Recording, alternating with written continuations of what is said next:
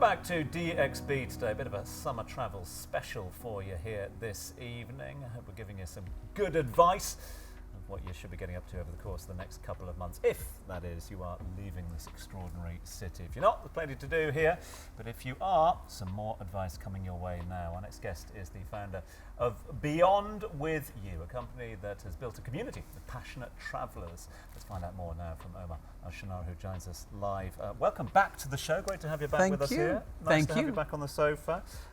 Nice to get you whilst your feet are on the ground as well, not travelling somewhere at the moment. Appreciate that you've come back to the show, etc. Many would have seen you the previous time as well. But let's explain to new viewers, because this population is growing all the time. What's the concept behind Beyond With You? So Beyond With You is on a mission to unzoom the world. Unzoom it? Unzoom it, exactly. You know, during COVID, I mean, life was all about locking down and digital, and after that it's just been digital. So we're actually trying to go in reverse and unzoom the world, give people experiences that they will not forget. And this, are we talking individual experiences? Are we talking group experiences? Does it matter? Both, actually. Yeah. So one of the things we do is solo travel reimagined. So when most people think about solo travel, they think about traveling alone. But what we do is we match vibes of individuals within a group, and we make sure that they connect with themselves, with their travelers, you know, colleagues that travel with them, and actually with the destination. It's nothing like it.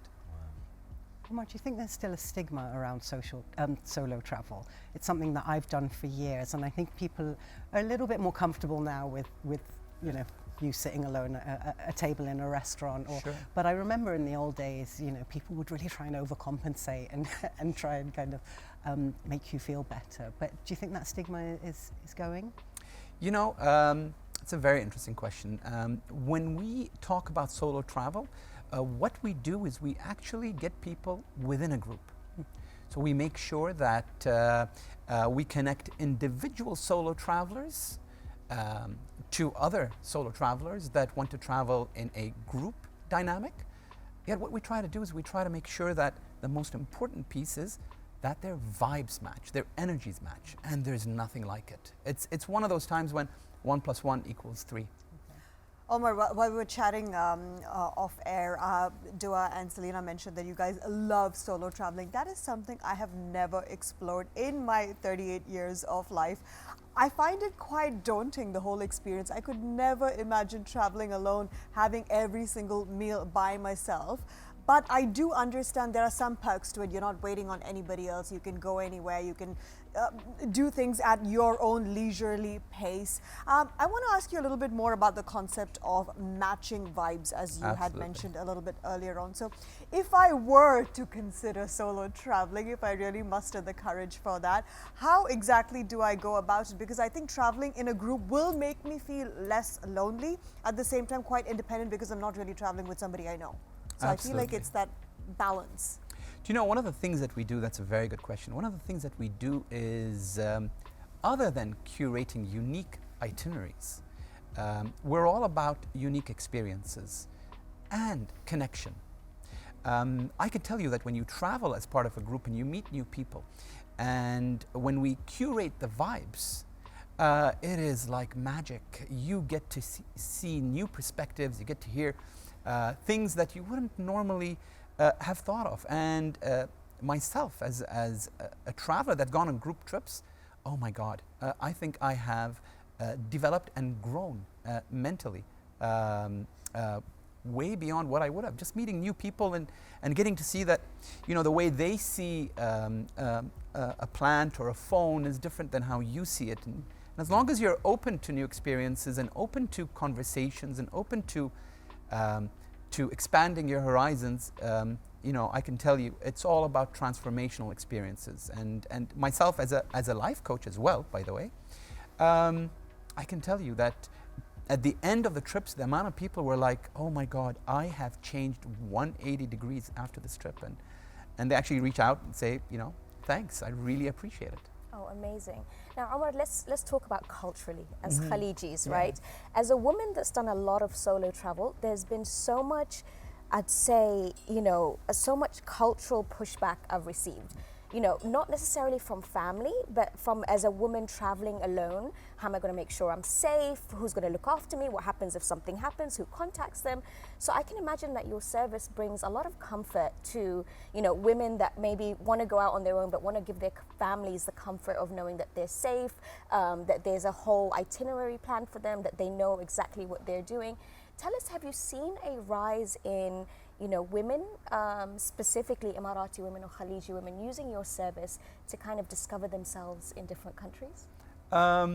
Short answer, yes, but I'll expand on that. Please do. Interestingly enough, the amount of people that, so I'll give you an example. We had a 21-year-old Emirati who joined us on one of our trips, and she joined us actually more than one trip since then. So just a quick note, about a third of the people that travel with us, regardless of gender, they travel with us more than once, and half of them travel about at least 5 times with us, 4 to 5 times with us. So anyways, going back, on the first trip, she was an introvert, she was quiet, and it took a little bit of conversations with her, but at the end, she just changed. And when she came with us on the second trip and the third trip, oh my God, the transformation. She was extroverted, she was talking, she was connecting with people, and we always have a farewell dinner. And in the farewell dinner, as a matter of fact, she attributed a lot of that change to the first and second trips. Wow. Unbelievable. It was like meeting a new person. And I think one of the reasons we do it, and the outcomes come that way, is because we create a very safe space. We know the destinations we go to. Okay. We know the ins and outs. And in addition to that, we meet everybody that travels beforehand. I wondered if you had any kind of new experiences or itineraries or destinations that are proving particularly popular. Yeah, can I back up on that? Why is everyone going to Japan? Everyone's going to Japan. Everyone. It's definitely. Why? It's beautiful. And the food is unreal. And the culture, the people are amazing, by the way. But you know, a lot of people, what we've seen, a lot of people are looking at Tokyo, Osaka, and Kyoto. Wow. But recently, and what we're trying to push is to go beyond the common and explore places like Kurizawa, explore places like Hakone, which is an onsen town. It's beautiful, by the way, with an outdoor museum, a Picasso outdoor museum. It's just unreal. Hokkaido.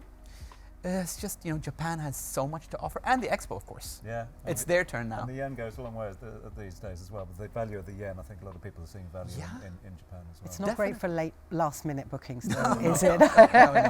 That's the kind of one you've got to plan ahead. So I'm definitely counted out. Oh.